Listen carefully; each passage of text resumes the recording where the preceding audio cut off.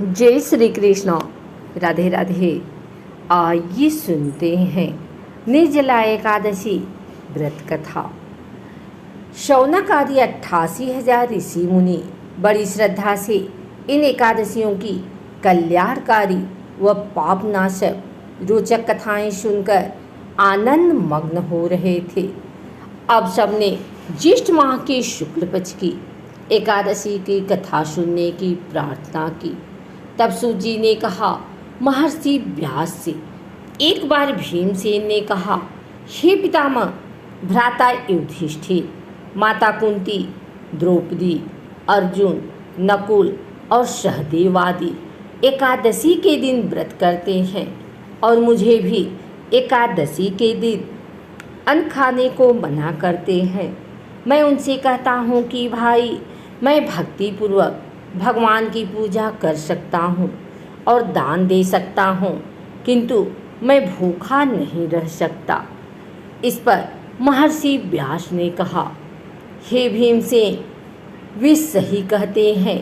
शास्त्रों में वर्णित है कि एकादशी के दिन अन्न नहीं खाना चाहिए। यदि तुम नरक को बुरा और स्वर्ग को अच्छा समझते हो तो प्रत्येक माह की दोनों एकादशियों को अन्न नहीं खाया करो। महर्षि व्यास की बात सुनकर भीमसेन ने कहा, हे पितामह, मैं आपसे पहले ही कह चुका हूँ कि मैं एक दिन तो क्या, एक समय भी भोजन किए बिना नहीं रह सकता। फिर मेरे लिए पूरे दिन का उपवास करना क्या संभव है? मेरे पेट में अग्नि का वास है, जो ज़्यादा अन्न खाने पर ही शांत होती है।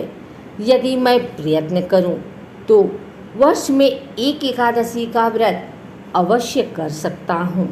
अतः आप मुझे कोई एक ऐसा व्रत बतलाइए जिसके करने से मुझे स्वर्ग की प्राप्ति हो सके।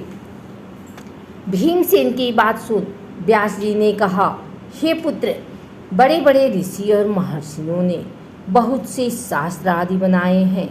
यदि कलयुग में मनुष्य उनका आचरण करे तो अवश्य ही मुक्ति को प्राप्त होता है। उनमें धन बहुत कम खर्च होता है। उनमें से जो पुराणों का सार है वह यह है कि मनुष्य को दोनों पक्षों की एकादशियों का व्रत करना चाहिए। इससे उन्हें स्वर्ग की प्राप्ति होती है। महर्षि व्यास ने कहा, हे वायुपुत्र, वृषभ संक्रांति और मिथुन संक्रांति के बीच में ज्येष्ठ माह की शुक्ल पक्ष की एकादशी आती है। उसका निर्जल व्रत करना चाहिए।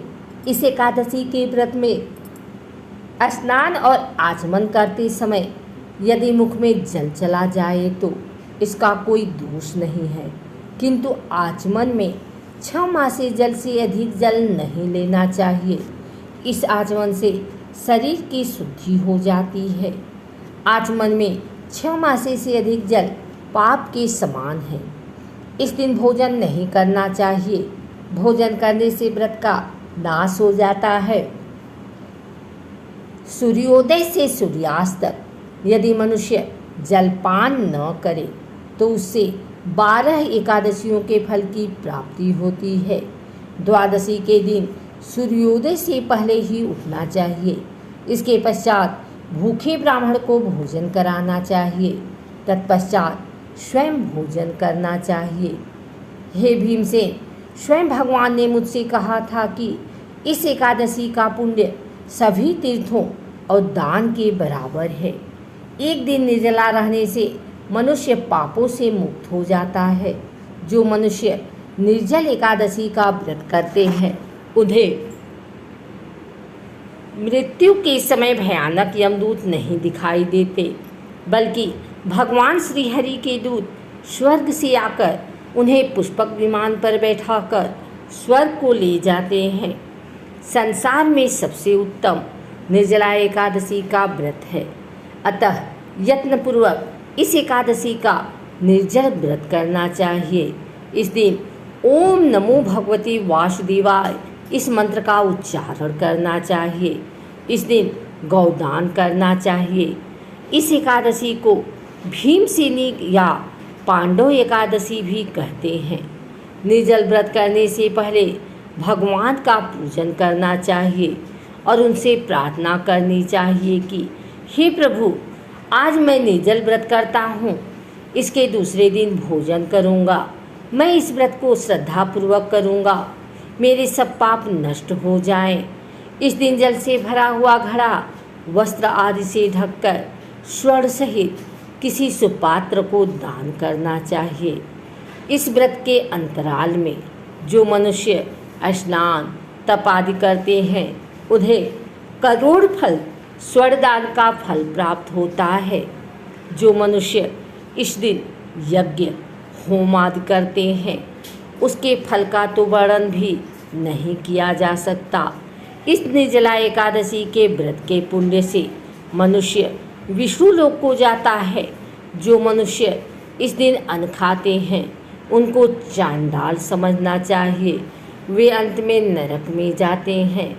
ब्रह्म, रक्त बहाव करने वाले, मांस खाने वाले, चोरी करने वाले, गुरु से ईर्ष्या करने वाले, झूठ बोलने वाले भी इस व्रत को करने से स्वर्ग के भागी बन जाते हैं। हे अर्जुन, जो पुरुष या स्त्री इस व्रत को श्रद्धापूर्वक करते हैं उनके निम्नलिखित कर्म हैं। उन्हें सर्वप्रथम विष्णु भगवान का पूजन करना चाहिए, तदुपरांत गौदान करना चाहिए। इस दिन ब्राह्मणों को दक्षिणा देनी चाहिए। निर्जला के दिन अन्न, वस्त्र, छत्र आदि का दान करना चाहिए।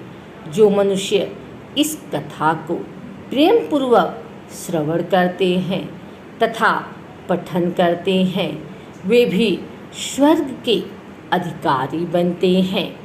अपनी कमजोरियों को अपने गुरुजनों व परिवार के बड़ों से कदापि नहीं छुपाना चाहिए।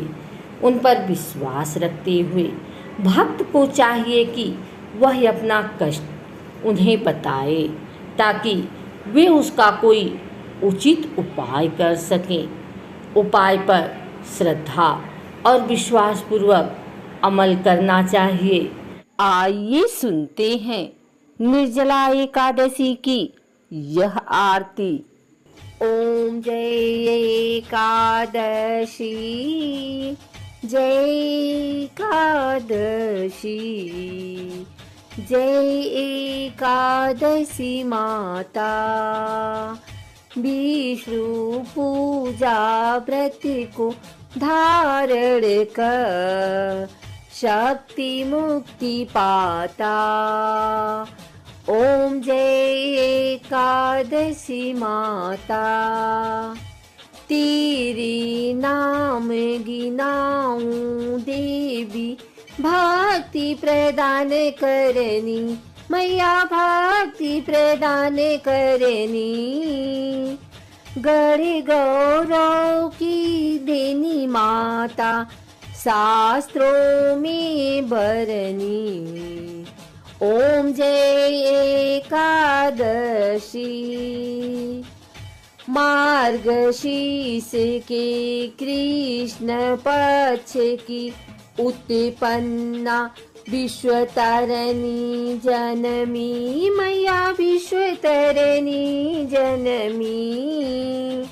शुक्ल पक्ष में हुई मोक्षदा, मुक्तिदाता बन आई। ओम जय एकादशी, पौष की कृष्ण पक्ष की सफला नामक है मैया, सफला नामक है। शुक्ल पक्ष में होए पुत्रदा, आनंद अधिक रहे। ओम जय एकादशी,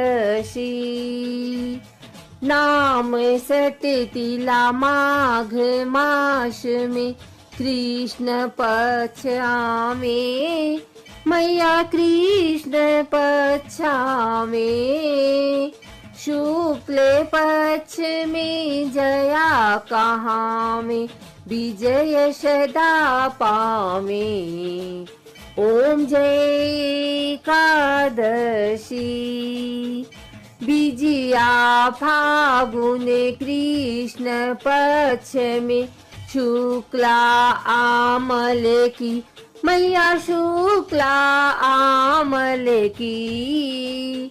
पाप मोचनी कृष्ण पक्ष में चैत्र महाबली की।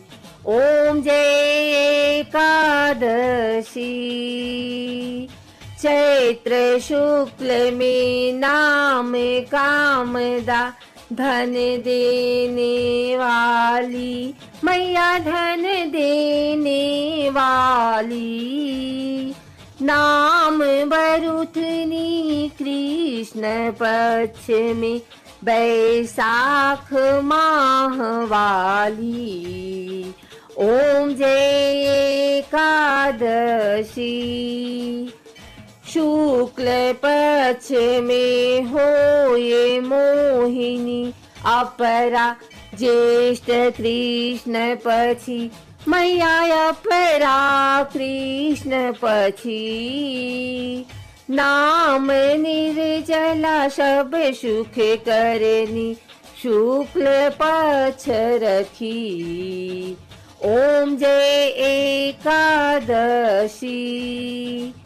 योगिनी नाम आषाढ़ में जानो, कृष्ण पक्ष करनी मैया कृष्ण पक्ष करनी।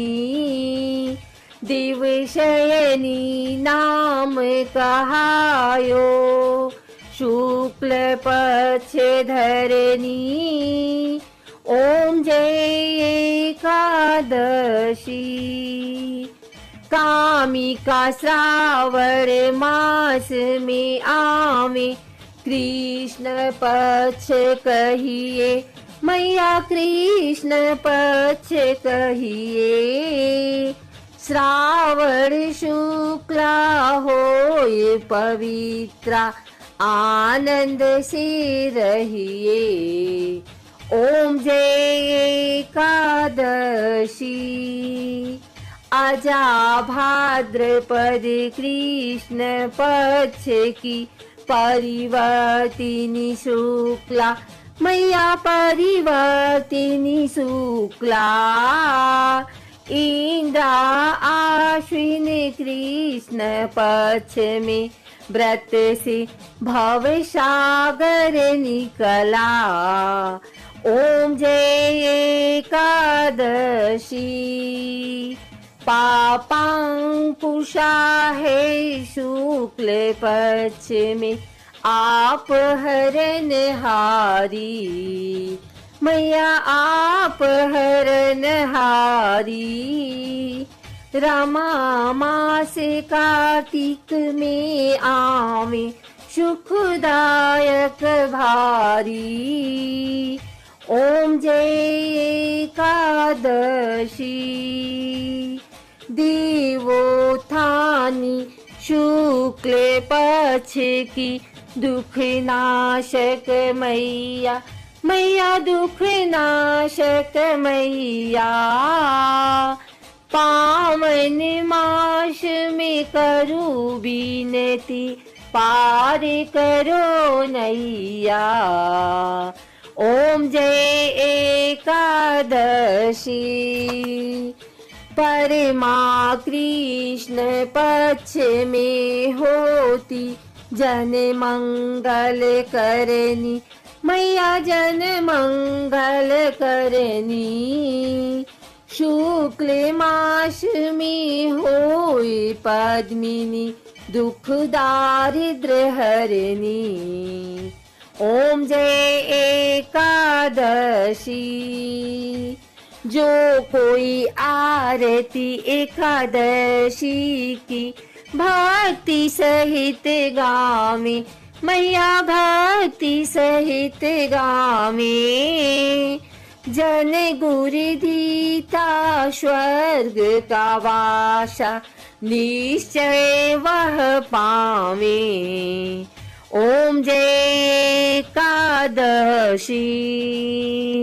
बोलो एकादशी माता की जय।